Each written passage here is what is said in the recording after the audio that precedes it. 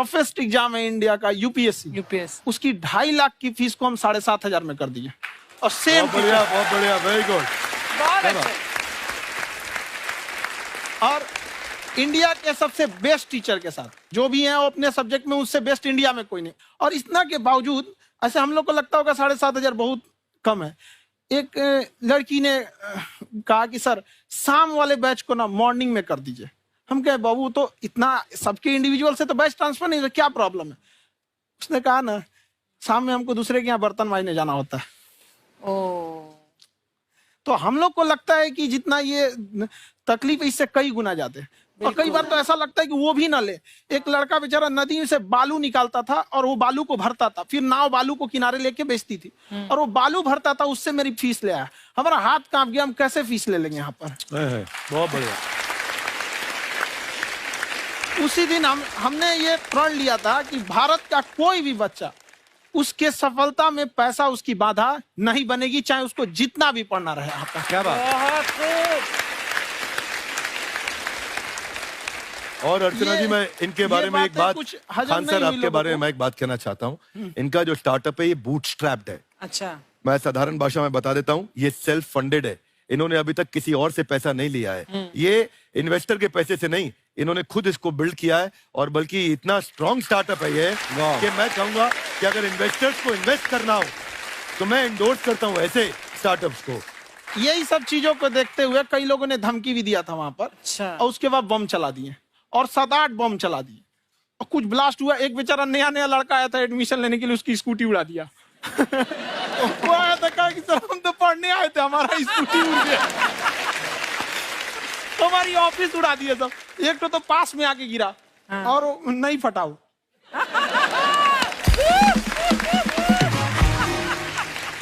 बाद में बहुत सारे लोग धमकियां दिए, लेकिन कहते हैं ना सूरज कितना भी तेज चमक ले समंदर नहीं सुखा सकता। वाह वाह वाह, क्या बात है। मैम एक्चुअली ये फीस कम करने का एक और रीजन है। 2.5 लाख 3 लाख की जो फीस में सब लोग पढ़ाई अफोर्ड नहीं कर पाते।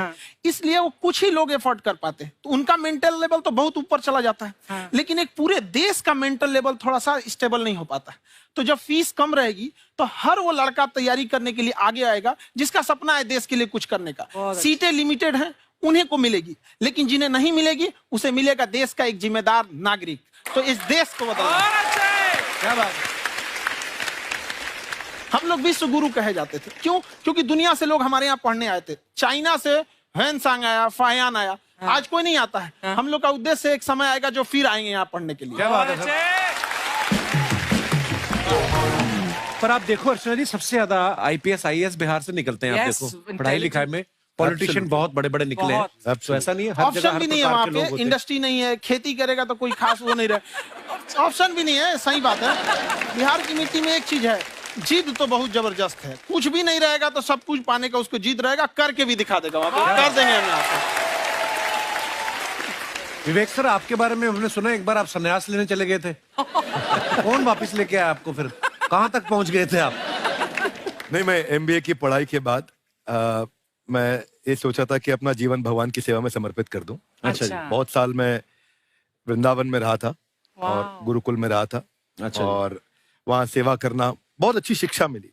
मैं बोलता हूँ मेरी असली एमबीए वही थी, मोस्ट ब्यूटीफुल एसोसिएशन। वाह। और मैं वहाँ भगवत गीता पढ़ी, जहाँ मुझे गीता से लगाव हुआ। तो मेरे गुरुजी का आदेश था कि आप भगवत गीता को बिजनेस मैनेजमेंट के साथ जोड़ के देश दुनिया में बताओ। मेरे को लगा बड़ा मुश्किल काम है। मैंने बाद में देखा कि डॉक्टर स्टीफन कॉवी, जिनकी किताब है 7 habits of highly effective people, आप सबने पढ़ी होगी। उन्होंने बोला मैंने 7 हैबिट भगवत गीता से लिए। और हमारे देश के लोग ऐसे हैं जो मेरी किताब पढ़ते हैं, जो कि 3.5 मिलियन कॉपीज बिक चुकी हैं, और भारत में भगवत गीता नहीं पढ़ते। तो मुझे लगा कि मैं गीता विद मैनेजमेंट के ऊपर आकर के बातचीत करूं। मुझे लगा बहुत कठिन होगा, पर मेरे गुरुजी का आदेश था कि कठिनाई आपको तभी तक दिखेगी जब कठिनाई को देखोगे। तो एक छोटा उन्होंने मुझे बताया, पूछा कि इस कमरे में लाल रंग कितनी जगह है, देखो आप भी एक बार जरा देख के बताओ। 7-8 जगह लाल रंग दिख रहा है यहाँ पे आपको? 1 ये 2, वो लाल रंग टी शर्ट पे 3 4 5, ये लाल हो गया 6, उधर लाल हो गया 7, एप्पल लाल, बिल्कुल ठीक 7। पर जब आप लाल रंग ढूंढ रहे थे तो क्या आपको हरा रंग दिख रहा था? Yes no? नहीं। जब आप लाल रंग ढूंढ रहे थे तो क्या आपको काला रंग दिख रहा था? Yes no? नहीं। नो। जिंदगी भी ऐसी है, जो ढूंढोगे वही मिलेगा, बाकी कुछ नहीं मिलेगा। तो उन्होंने कहा कि आप इसी सोल्यूशन पे फोकस करो और गीता के मैसेज को पहुंचाओ। तो मैं बिजनेस मैनेजमेंट के प्रोग्राम्स कॉर्पोरेट्स में करने शुरू किए, क्योंकि गीता पहला मोटिवेशनल सेमिनार जो पृथ्वी के इतिहास में कपिल जी हुआ, वो कृष्ण ने दिया था। पहले मोटिवेशनल स्पीकर इस पृथ्वी के इतिहास के कृष्ण थे, जिन्होंने अर्जुन को रणभूमि में मोटिवेट किया था। बड़ी पेशेंस कृष्ण ने अपने लीडरशिप क्वालिटी से दिखाई, वो मुझसे मुझे बड़ा इंस्पायर किया, वो चर्चा ने इंस्पायर किया और डिस्कशन ने इंस्पायर किया। तो उस डिस्कशन को मैं आज भी लेके चलता हूं अपने साथ। कहां सर, हमने सुना है आप 5 स्टार में रुके थे कल और नीचे जाके वड़ा पाव खाने गए आप रेहड़ी पे। एक्चुअली क्या है ना कि वहां जो चीजें सीखने को मिलती है ना, खाली पेट और खाली जेब इंसान को जो सिखाते हैं वो किसी यूनिवर्सिटी कॉलेज में नहीं सिखाया जाता। और गरीबी बड़ा बेशरम चीज होती है। तो कहते हैं कि मौत भी तू जल्दी आया कर गरीब के घर में, कफन का पैसा भी खर्च होता है दवाइयां खरीदते खरीदते। हाय हाय हाय, क्या बात है। और खान सर की खासियत ये है कि जिसको तो पढ़ना है, जिसको एजुकेशन चाहिए, वो तो इनका वीडियो देखते हैं, लेकिन वैसे भी कई लोग, जैसे अर्चना जी बात करी थी, कहती मैंने जब देखना शुरू किया तो मैंने बैक टू बैक इतने सारे वीडियोस देखे, क्योंकि आपका जो तरीका जो बोलने में, एक तो इनकी जो टोन है पढ़ाने में, और साथ साथ में जो ह्यूमर आता रहता है, तो उसकी वजह से और भी इंटरेस्टिंग हो जाते हैं आपके वीडियो। शुरुआत में हम लोग जब स्टूडेंट लाइफ में थे, या हम कई स्टूडेंट को भी देखते हैं, वो बेचारे जब थक जाते हैं तो आपका शो देखने लगते हैं।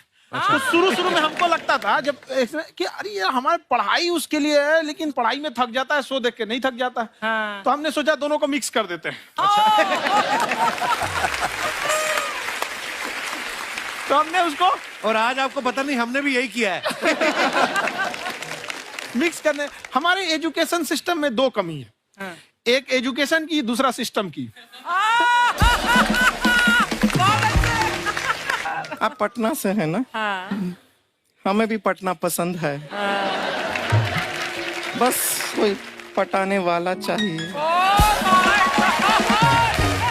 नहीं, मजाक नहीं कर रहे हैं। आपका जो चैनल है, हम दिन में 10 बार आपके चैनल को सब्सक्राइब करते हैं। दिन में 10? अरे हाँ, और बेल आइकन तो हम इतना जोर से दबाते हैं कि बाकी यूट्यूब वाले बाहर निकल के देखते हैं कि ये कौन है जिसने इनका चैनल इतना जोर से दबा दिया बेल आइकन। बुढ़िया, तो शर्म नहीं आती है? आते ही फ्लर्ट शुरू कर दिया ना तूने। तो जाते हुए करते हैं क्या?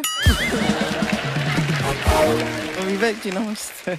आपसे एक काम था छोटा सा, कर देंगे आप? ये क्यों करेंगे? नहीं, गुरुजी हमेशा अपने वीडियो में कहते हैं कि विवेक से काम लो, विवेक से काम लो। विवेक मतलब दिमाग से काम लो आप।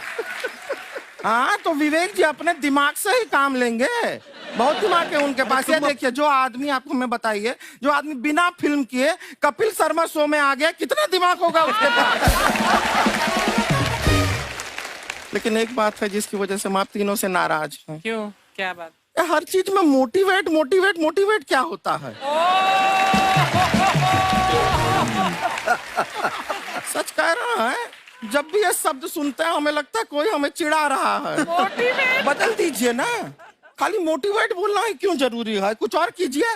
रोटी वेट, छोटी वेट, पतली वेट, कुछ भी बोलिए, मोटिवेट हटाइए। तो गुड़िया, तू भी एक्सरसाइज किया कर ना, देख डॉक्टर साहब ने कितना वजन कम किया है, तू भी कर ले। ठीक है, फिर मोटिवेट से ही चला लेंगे।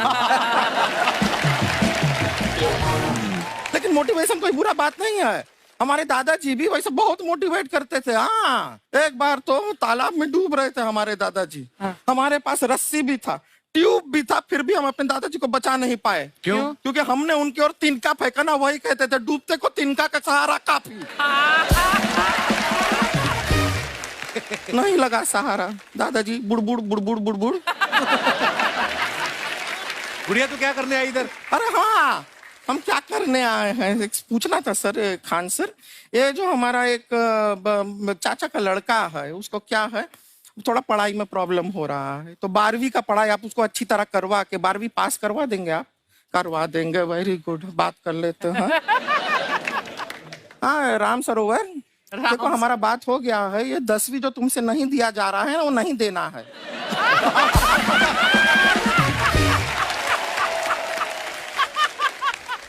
टेंशन नहीं है, 10वीं का खान सर से बात हुआ, ये सीधा 12वीं पढ़ा के पास कर देंगे। अरे ऐसे नहीं होता, पहले 10वीं पास करनी पड़ेगी, फिर 12वीं होगी ना।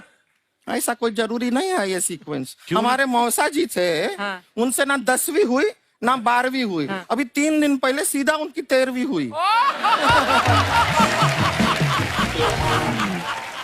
एक्चुअली क्या है, पढ़ाई लिखाई का हमको बहुत ज्यादा नॉलेज है नहीं, गांव में पढ़े हैं ना सर।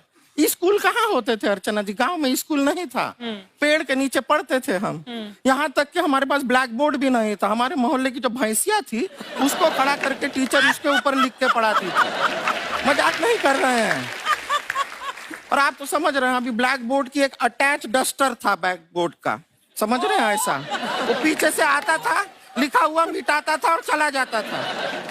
ये तो कुछ भी नहीं है। एक बार क्या हुआ, हमारा स्कूल शुरू हुआ, शुरू होते ही 2 महीने के लिए छुट्टियां हो गई। क्यों? ब्लैक बोर्ड ने बछड़ा दिया था ना। तो वैसे आप लोग ना इतने ज्ञानी हैं, सब कुछ जानते हैं। आपसे एक टेक्निकल सवाल पूछे। एक बार ना 4 दोस्त थे, 4 दोस्त, साम दाम दंड भेद। वो डिसाइड करते हैं कि चलो एक गेम खेलते हैं, तो टीम्स बनाते हैं। तो साम दाम ने एक टीम बनाया। इस पे भेद को बहुत गुस्सा आया, पता है क्यों? क्यों? क्योंकि भेद को दंड मिलाना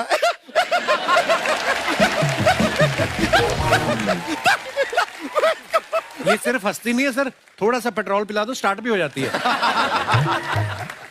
इतना है कि और भी बता दीजिए, जब हम बीमार होते हैं हम डॉक्टर के पास नहीं मैकेनिक के पास जाते हैं, और डिटेल दे दीजिए।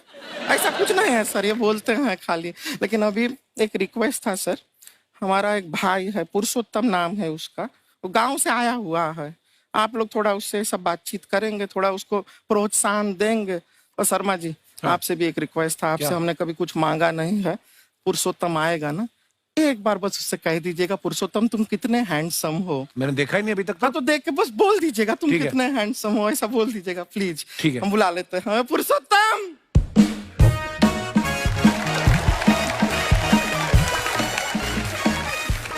ये पुरुषोत्तम है। वाह, तेरा भाई बड़ा हैंडसम है। है तो हमारे खानदान में सब हैंडसम है, ज्यादा चापलूसी करने का जरूरत नहीं है। देखा हमारा यहाँ पे कितना चलता है। एक नंबर दीदी, एक नंबर। सब लोग हैं, नमस्ते कर दो। ये बड़ा अच्छा लड़का है, गांव में ना भैंस चराता है, इसको थोड़ा मोटिवेट कीजिए ना। नहीं तो मतलब भैंस चराता है तो मोटिवेट करके क्या होगा, शेर चराएगा बाद में। अरे शेर चराएगा तो शेर इसको चर नहीं जाएगा। नहीं नहीं, ऐसे हम खाली कह रहे हैं, तुम्हारा चेहरा थोड़ा बकरी जैसा है ना, तो वैसे ये सब बड़े बड़े लोग हैं। इनको बताओ कहा क्या बनना चाहते हो जीवन में आगे? HR। HR? अरे वाह, देखे कोई बड़ा कंपनी में ह्यूमन रिसोर्स का काम करेगा ये। अरे HR मतलब दीदी ऋतिक रोशन। टिनी टिन टिन टिनी टिन टिन। ना जूता पहनने का काम किया करो, जूता खाने का नहीं। काम किया है, कुछ बड़ा किया है लाइफ में? किया ना दीदी, एक बकरी के बच्चे को बड़ा किया है। तो क्या जिराफ बना दिया बकरी के बच्चे को? अरे कुछ अलग किया है। हाँ दीदी, अलग किया है। वही बकरी का बच्चा भैंस का दूध पीने जा रहा है, तो हमने उसको अलग किया है।